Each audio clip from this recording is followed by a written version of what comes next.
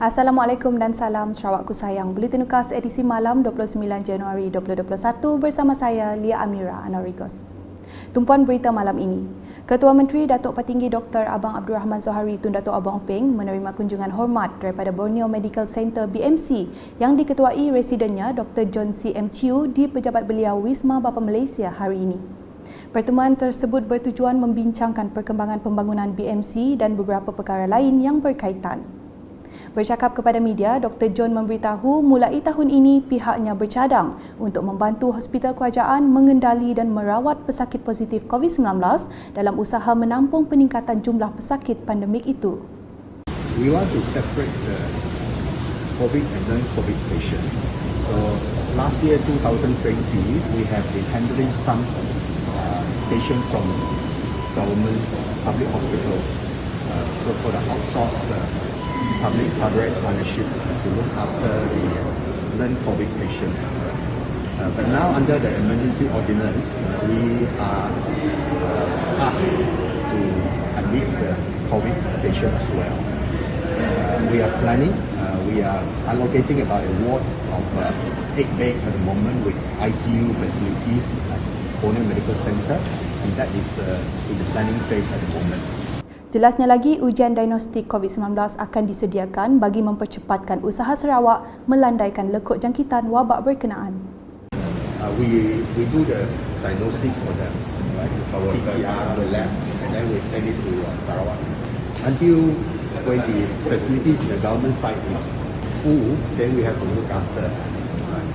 But we are preparing. Seterusnya, laporan harian COVID-19 menerusi sidang media jawatan kuasa pengurusan bencana negeri JPBN Sarawak. Menurut Timbalan Ketua Menteri Datuk Amar Douglas Ugah Embas, hari ini satu lagi kes kematian akibat COVID-19 dicatatkan di Sibu, menjadikan jumlah keseluruhan sehingga kini 36 kes. Bagi kes kematian ke-36 merupakan kes ke-1880. Seorang lelaki warga tempatan berumur 40 tahun dapat rawatan di Sibu kerana mengalami kesesakan pernafasan. Ujian RT-PCR dilaksanakan, dapati dia positif. Keadaan merosot dan meninggal dunia pada 29 Januari 2021. Kes mempunyai komorbid penyakit darah tinggi dan dyslipidemia. Jawatan Kuasa Pengurusan Bencana Negeri Sarawak mengucap taziah kepada keluarga yang meninggal.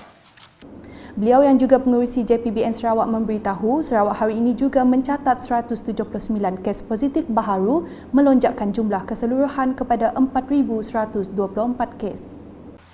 Bagi kes positif ada 179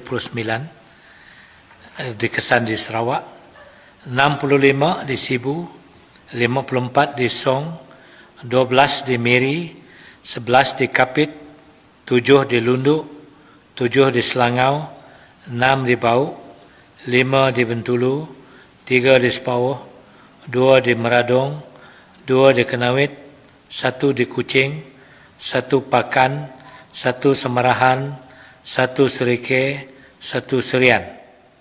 Maka jumlah kes COVID positif di Sarawak adalah 4,124. Dalam pada itu, turut dimaklumkan kewujudan satu lagi kluster baharu yang dikenali sebagai kluster tabung di daerah Bau. Datuk Amar Douglas berkata kluster ke-3,718 ini merupakan seorang individu yang bergejala menjalani saringan di sebuah hospital swasta di Bandaraya Kuching. Pengesanan secara aktif kontak rapat dan kontak sosial kepada kes ini telah mengesan 6 kes positif baru.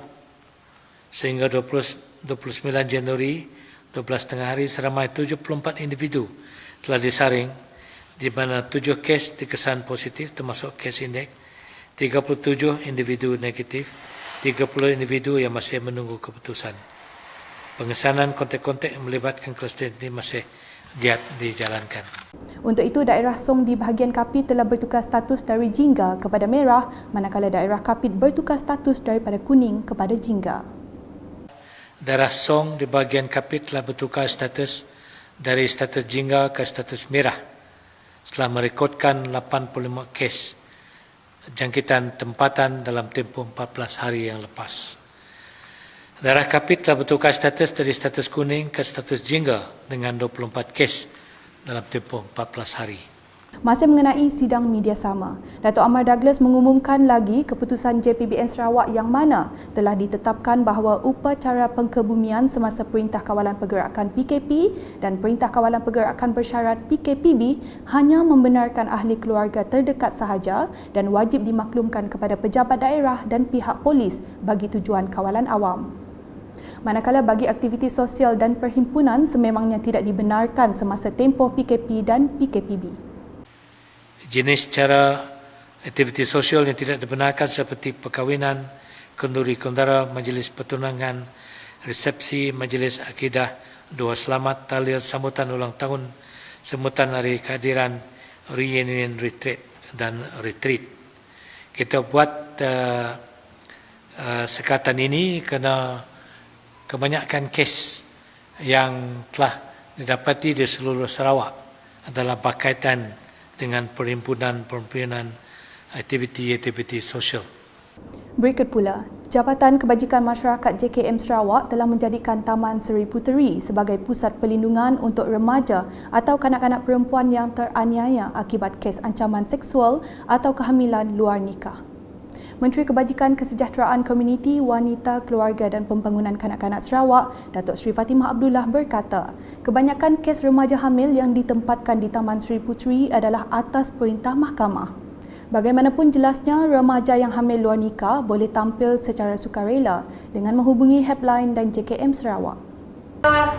Perkhidmatan yang disediakan, tempat tinggal, selamat, makan minum, kemudian prenatal care dibawa oleh pegawai kami ke klinik ya untuk mendapatkan prenatal care sehinggalah beliau melahirkan anak. Bila melahirkan anak pun dibawa ke hospital dan bayi yang dilahirkan itu sama ada dijaga oleh keluarganya ataupun beliau mahu anak itu dianak-angkatkan. Jadi itu akan diuruskan oleh pihak Taman Seri Puteri dan Jabatan Pegawai Pelindung kami di Jabatan Kebajikan Masyarakat.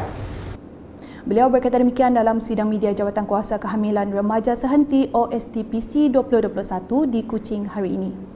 Jelas Datuk Seri Fatimah lagi, remaja yang ditempatkan di pusat pelindungan itu akan dibekalkan dengan ilmu kemahiran yang boleh membantu mereka menjana pendapatan apabila keluar dari pusat itu kelak.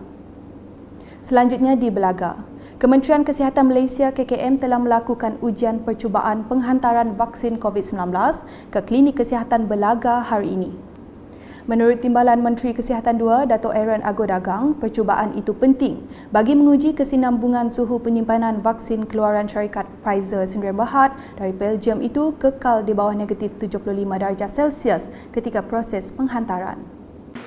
Tujuan kita menggunakan perairan ini adalah bagi melihat dan memastikan pengekalan suhu muka sejuk negatif 75% centigrade vaksin keluaran Pfizer terjamin sepanjang tempoh penghantaran dari tempat penghilangan di Belgium ke klinik kesihatan di Belaga ini.